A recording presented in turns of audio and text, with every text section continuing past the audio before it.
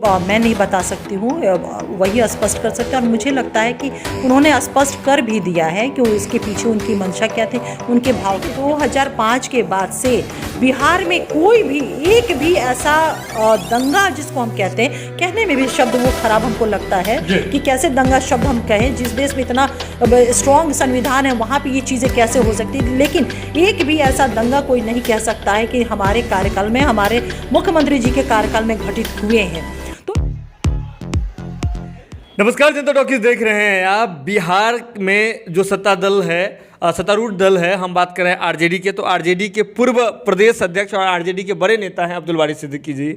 वे कह रहे हैं कि अपने बच्चों से कह रहे हैं कि भारत नहीं लौटना और भारत से बाहर की ही नागरिकता ले लेना। क्या लग रहा है कि बिहार में आपकी सरकार इतनी दिन से है, मुख्यमंत्री 17 सालों से हैं, बिहार में क्या इस तरह का माहौल बनाने के लिए नीतीश कुमार जी सक्षम नहीं हो पाए कि एक अल्पसंख्यक नेता अपने बच्चों से ये कह रहे हैं कि यहाँ नहीं लौटना? देखिए, जनाब अब्दुल बारी सिद्दीकी साहब किस परिप्रेक्ष्य में और किस भाव में उन्होंने कहा है, इसको तो मैं नहीं बता सकती हूँ, वही स्पष्ट कर सकते हैं। और मुझे लगता है कि उन्होंने स्पष्ट कर भी दिया है कि उसके पीछे उनकी मंशा क्या थी, उनके भाव क्या थे। और उन्होंने कहा भी कि अगर मान लीजिए दूसरे जन्म की अगर बात होगी तो मैं यही कहूँगा कि ईश्वर करे कि मेरा फिर दूसरा जन्म इसी मुल्क में हो, इसी मिट्टी में हो, इसी आबो हवा में हमारी हो। तो उनका जो कंसर्न था, उनके कहने का जो मेन जो कारण था, उन्होंने स्पष्ट किया है कि अभी जो मुल्क के हालात हैं, नो डाउट कि माइनॉरिटी जो है वो मतलब उसके अंदर एक खौफ तो है ही। मुल्क के जो हालात है वो कहीं से भी माइनॉरिटी को लेकर के विश्वास में, कहा जाए माइनॉरिटी का विश्वास अभी नहीं वो जीत पाई है मोदी सरकार।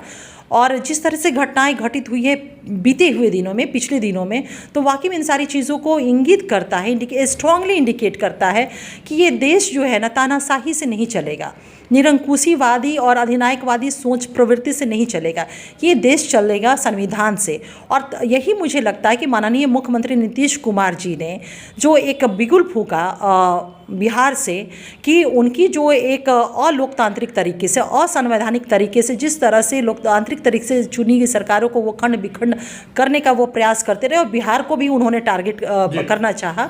तो माननीय मुख्यमंत्री जी ने एक निश्चित रूप से यहाँ से एक स्टेप लिया है, जिससे तमाम विपक्षी पार्टियों से उन्होंने आह्वान किया है कि एक प्लेटफॉर्म पे आइए, ताकि ये जो संविधान के प्रावधानों के विरुद्ध काम करने वाली सरकार है उसको हम लोग 2024 में बेदखल कर सके और देश में एक हम संविधान सम्मत, संविधान के अनुरूप काम करने वाली सरकार को हम इस मुल्क के 130 करोड़ लोगों को दे सकें। अब्दुल बारी सिद्दीकी जी बिहार के बड़े नेता हैं और बिहार में उनकी पार्टी आरजेडी जो है वो सत्ता में है, नीतीश कुमार जी सत्ता में है, महागठबंधन सत्ता में है।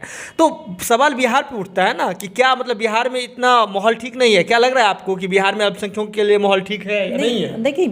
देखिए आपका सवाल बिहार के संदर्भ में, लेकिन उनका एक पूरा होल नेशन के को लेकर के था। लेकिन बिहार की जहाँ तक बात है, हम सभी जानते हैं कि बिहार हमारी सरकार का यूएसपी जो है, लॉ एंड ऑर्डर ही हमारा यूएसपी है। और उसमें कहीं भी हमारी सरकार कॉम्प्रोमाइज़ नहीं करती है, ना ही अपराध के साथ और ना ही अपराधियों के साथ। कानून हम लोग चुनौती देते, इस विषय पे हम लोगों ने 2005 से हमेशा चुनौती दिया है कि एक भी ऐसा एंटीसीडेंट या एक भी ऐसा आप घटना या एक भी ऐसा केस आप उजागर कर दे हमारे सामने और बता दे कि हम लोगों ने किसी भी मामले में सत्ता ने या शासन प्रशासन ने हस्तक्षेप किया हो। उस मामले में अगर घटनाएं घटित होती हैं तो कानून अपना फ्री होकर के अकॉर्डिंगली वो काम करता है और यही हमारा यूएसपी है। बिहार में कानून का राज है, कहीं कुछ भी नहीं है। 10 बजे 11 बजे रात में हम लोग भी आते जाते हैं। जनाब अब्दुल बारी सिद्दीकी साहब का जो बयान था वो लॉ एंड ऑर्डर को लेके नहीं था।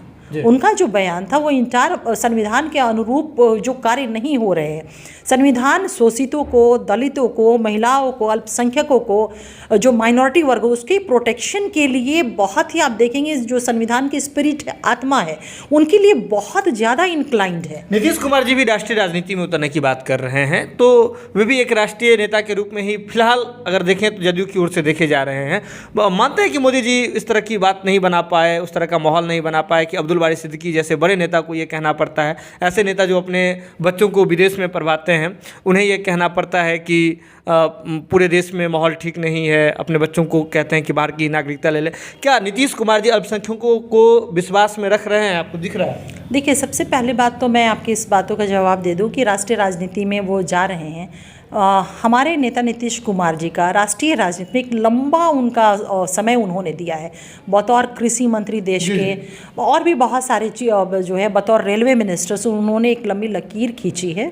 तो कोई नया उनका राष्ट्रीय राजनीति को देखने का या जानने का नया उनका नहीं है, बल्कि बरसों का उनका अपना कार्य अनुभव है, उनका इतिहास रहा है। दूसरी चीज़ है कि जहाँ तक आप कह रहे हैं कि क्या नीतीश कुमार जी अल्पसंख्यकों का विश्वास जीत पाए हैं, निश्चित रूप से माननीय मुख्यमंत्री नीतीश कुमार जी इस बात को मानते हैं। मैंने कहा ना कि हमारी सरकार संविधान के प्रावधानों के अनुरूप काम करती है। हमेशा उनकी कोशिश ये रहती है जो डिप्राइव सेक्शन, उनका क्या स्लोगन था, उनका क्या सूत्र था, न्याय के साथ सबका विकास, और उसको उन्होंने इम्प्लीमेंट भी किया। अब देखिए ना भाई, महिलाओं को किस तरह से एम्पावरमेंट किया, एक लंबी लकीर खींची। मुझे नहीं लगता कि किसी प्रांत ने इतनी लंबी लकीर खींची हो। दूसरी चीज़, माइनॉरिटी को लेकर के मुस्लिम महिलाओं के लिए जिस तरह से काम किए गए, कब्रिस्तानों की घेराबंदी हुई, उनको एडुकेशनली मजबूत करने के लिए, मुस्लिम बच्चों को, माइनॉरिटी के बच्चों को, क्रिश्चियन, बौद्धिस्ट, जैन, मुस्लिम जितने भी हैं, इन लोगों को एडुकेशनली मजबूत करने के लिए उनकी शिक्षा की व्यवस्था की गई। उन्हें रोजगार से जोड़ने के लिए मुख्यमंत्री अल्पसंख्यक ऋण योजना जैसी चीज़ें हैं। जो महिलाएं जिनको डिवोर्स हो गया है, उनको बिना कहे उनको दिया जाता है, एक राशि अमाउंट दिया जाता है ताकि वो जीवन यापन कर सके। बहुत सारे वेलफेयर स्कीम्स माइनॉरिटी के लिए चल रहे हैं। साथ ही साथ हम लोग इस बात को हमेशा कहते हैं कि 2005 के बाद से बिहार में कोई भी एक भी ऐसा दंगा, जिसको हम कहते हैं, कहने में भी शब्द वो खराब हमको लगता है कि कैसे दंगा शब्द हम कहें, जिस देश में इतना स्ट्रॉन्ग संविधान है वहाँ पे ये चीज़ें कैसे हो सकती है। लेकिन एक भी ऐसा दंगा कोई नहीं कह सकता है कि हमारे कार्यकाल में, हमारे मुख्यमंत्री जी के कार्यकाल में घटित हुए हैं। तो ये सबसे बड़ा अपने आप में ये एक विषय हो जाता है कि माननीय मुख्यमंत्री नीतीश कुमार जी माइनॉरिटी के हितों के लिए कृत संकल्पित है। इसका एक छोटा सा वानगी मैं प्रस्तुत करूंगी, आपको बताऊंगी। अभी हम लोग 2020 में असेंबली इलेक्शन हुआ, एक भी 11 टिकट उन्होंने माइनॉरिटी को दिया था। दुर्भाग्यवश हम लोग एक भी माइनॉरिटी सीट जीत नहीं पाए। हमारे नेता का स्पष्ट मानना था कि संविधान में जो प्रोविज़न किए गए हैं आरक्षण के, कि ये सीट आरक्षित होगा, वो इसलिए किए गए थे कि उस समाज का, उस समुदाय का लोकसभा में, विधानसभा में रिप्रेजेंटेशन हो सके और पटल पे उस समाज की बातें आ सके। लेकिन दुर्भाग्य रहा 2020 में कि हमारे दल से एक भी माइनॉरिटी हम लोग नहीं जीत पाए। तब उन्होंने उसकी एक व्यवस्था की। आदरणीय जमा खान साहब ने अपनी इच्छा व्यक्त किया, उन्होंने आस्था व्यक्त किया हमारी पार्टी की नीतियों में, वो आए और एक रिप्रेजेंटेशन दे करके उन्होंने इस बात को एस्टैब्लिश इंश्योर किया कि इस समाज से, वो चाहते थे तो एमएलसी हमारे यहाँ थे, मंत्री बना सकते थे, लेकिन आदरणीय जमा खान साहब को उन्होंने मंत्रिमंडल में रखा और एक मैसेज दिया कि माइनॉरिटी के विषयों को उठाने के लिए नहीं भी अगर लोगों ने मैंडेट दिया है तो मैं अपने माध्यम से, अपनी कलम से, अपने निर्णय से मैं वो रिप्रेजेंटेशन सदन में सुनिश्चित करूंगा, ताकि इस समाज का, अल्पसंख्यक समाज के सारी परेशानियां, उनकी जो भी भावनाएं हैं वो पटल पे आ सके और सरकार उसको देख सके। एक अंतिम सवाल है अंजुम आरा जी, जनता की ओर से, कि क्या बिहार के शिक्षा व्यवस्था में इतनी ताकत नहीं है कि अब्दुल बारी सिद्दीकी साहब अपने बच्चों को, जो वो अगर सबल हैं तो अपने बच्चों को भारत से बाहर विदेश में पढ़ा रहे हैं? कितने ऐसे माइनॉरिटी हैं जो अपने बच्चों को पढ़ा सकते हैं भारत से बाहर? देखिए, बहुत ऐसे लोग हैं जिनके बच्चे भारत से बाहर पढ़ रहे हैं, ऐसा नहीं है। अगर मुझे कहिएगा तो मेरे भी परिवार में, आपके भी परिवार में देखेंगे तो पढ़ने जा रहे हैं। ये कोई सवाल नहीं है कि भारत के में वो शिक्षा व्यवस्था ऐसा नहीं है, क्योंकि बाहर के भी लोग जो है, हमारे चाणक्य लॉ यूनिवर्सिटी आप देख लीजिए, वहाँ के बच्चे, आप बहुत फॉरेन के बच्चे, विदेश के बच्चे आकर के यहाँ पढ़ रहे हैं। ऐसा नहीं है, उस चीज़ को नहीं जोड़ा जाए कि आदरणीय अब्दुल बारी सिद्दीकी साहब अपने बच्चों को कहाँ पढ़ाएंगे, नहीं पढ़ाएंगे। संविधान उनको अधिकार देता है ये तय करने का, और मुझे लगता है कि जो राइट हमारे संविधान ने मुझे दिया है, जो हमारे फंडामेंटल राइट है, उस पर सवाल उठाने का किसी को अधिकार, अख्तियार नहीं है, और ना होना चाहिए। बिल्कुल। अंजुम आरा जी अभी हमारे साथ है, जदयू की प्रवक्ता हैं, नीतीश कुमार जी की शेरनी के नाम से विख्यात हैं और प्रखर प्रवक्ता हैं। तो आपने देखा कि किस तरह से, कितनी बखूबी से उन्होंने तमाम मुद्दों पर उन्होंने जो है जवाब दिया। जुड़े रहिए जनता टॉकीज के साथ, जो भी अपडेट होगा हम आपसे शीघ्र साझा करेंगे। बहुत बहुत धन्यवाद।